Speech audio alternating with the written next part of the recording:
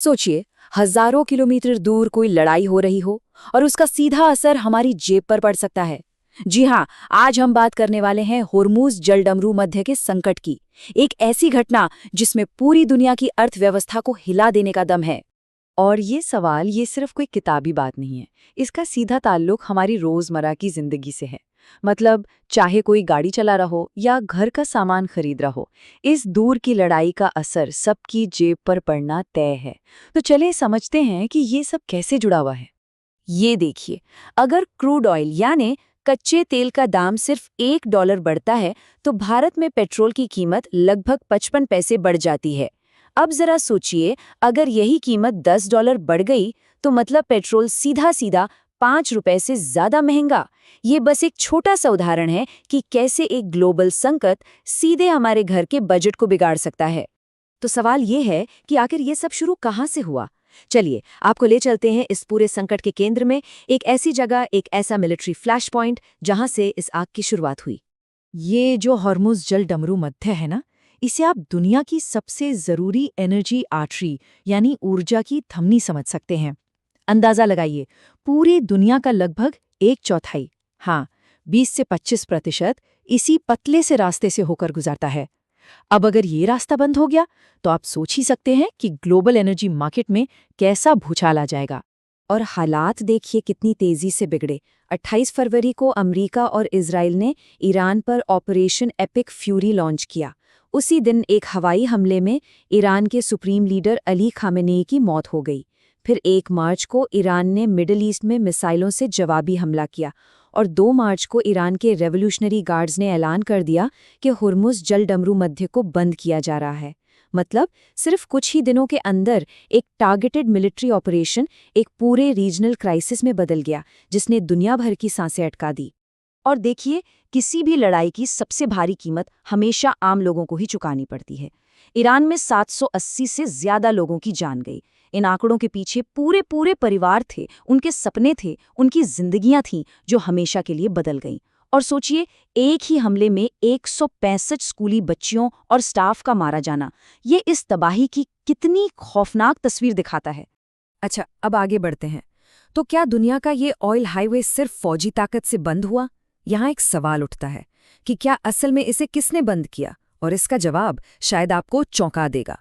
देखिए, 2 तरह की घेराबंदी होती है।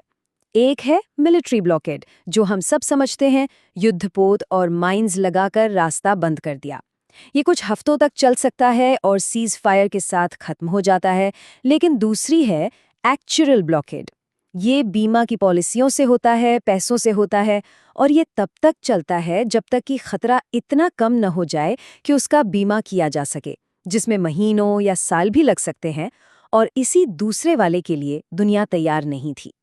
जैसा कि शनका अंसेल्म परेरा ने कहा है, हॉर्मुज़ जलडमरू मध्य बल द्वारा बंद नहीं है, यह स्प्रेडशीट द्वारा बंद है। यही है इस पूरे मामले का निचोड़। इसे मिसाइलों ने नहीं, बल्कि हिसाब किताब ने, स्प्रेडशीट्स ने बंद कर दिया। तो ये एक्चुअल शटडाउन हुआ कैसे? हुआ ये कि दुनिया के 12 बड़े समुद्री बीमा ग्रुप्स में से 7 ने इस इलाके के लिए अपना वॉर रिस्क कवरेज हटा लिया। अब ये कोई छोटे मोटे ग्रुप्स नहीं है, ये दुनिया की करीब 90% शिपिंग का बीमा करते हैं। और बिना बीमा के जहाज़ों को न तो फाइनेंस मिलता है, न वो पोर्ट में घुस सकते हैं, और ना ही उन्हें कोई किराए पर लेता है। सिस्टम एक तरह से फ्रीज हो गया, क्योंकि अब रिस्क इतना ज्यादा था कि उसका हिसाब ही नहीं लगाया जा सकता था। तो जब हिसाब नहीं तो कीमत भी नहीं। तो अब आते हैं भारत पर। इस पूरे संकट का हम पर क्या असर पड़ रहा है और हमारी सरकार इससे निपटने के लिए क्या कर रही है, ये समझना बहुत जरूरी है, क्योंकि भारत इस रास्ते पर बहुत ज्यादा निर्भर है। तो भारत पर इसका इतना बड़ा असर क्यों है? वजह साफ है। हम जो भी कच्चा तेल बाहर से मंगाते हैं, उसका लगभग 40 से 50%, मतलब करीब करीब आधा, इसी हॉर्मुज़ जलडमरू मध्य से आता है। तो जाहिर है, जब ये रास्ता बंद होता है तो हमारी एनर्जी सिक्योरिटी पर सीधा खतरा मंडराने लगता है। तो ऐसे में भारत कर क्या रहा है? सरकार ने फौरन एक 3 स्टेप प्लान पर काम करना शुरू किया। स्टेप 1, अपने स्ट्रेटेजिक रिजर्व यानी जो तेल हमने बचाकर रखा है उसका इस्तेमाल करना। स्टेप 2, नए सप्लायर्स ढूंढना, जैसे अमेरिका, रूस या पश्चिम अफ्रीका। और स्टेप 3, अगर कोई और समुद्री रास्ता मिल सकता है तो उसे खोजना। ये वाकई में समय के खिलाफ एक दौड़ है। 74 दिन। जी हाँ, भारत के पास अपने स्ट्रेटेजिक पेट्रोलियम रिजर्व्स में करीब 74 दिनों का तेल जमा है। ये एक बहुत बड़ा बफर है, एक सेफ्टी नेट है जो हमें इस मुश्किल से निकलने और नए रास्ते खोजने के लिए थोड़ा कीमती वक्त देता है। लेकिन ये मामला सिर्फ तेल का नहीं है। भारत के लिए एक और बहुत बड़ी चिंता है, और वो है खाड़ी के देशों में रहने वाले करीब 1 करोड़ भारतीय। उनकी सुरक्षा भारत सरकार की सबसे बड़ी प्राथमिकता है। इसीलिए भारत की कोशिश है कि बातचीत और डिप्लोमेसी के जरिए इस तनाव को जल्द से जल्द खत्म किया जाए। अच्छा, अब जरा दायरे को और बड़ा करते हैं, क्योंकि इस संकट का असर सिर्फ भारत के पेट्रोल पंप तक ही सीमित नहीं है। इसके झटके पूरी दुनिया में महसूस किए जा रहे हैं। ये एक डोमिनो इफेक्ट की तरह है, एक के बाद एक चीज गिर रही है। जैसे खाने पीने की चीजों की कीमतें। दुनिया का 33% फर्टिलाइजर यानी खाद का व्यापार होर्मुज से होता है। अगर वो रुक गया तो खेती पर असर पड़ेगा। फिर यूरोप की एनर्जी। यूरोप को जो एलएनजी गैस कतर से मिलती है, उसका होर्मुज के अलावा कोई दूसरा पाइपलाइन रूट है ही नहीं।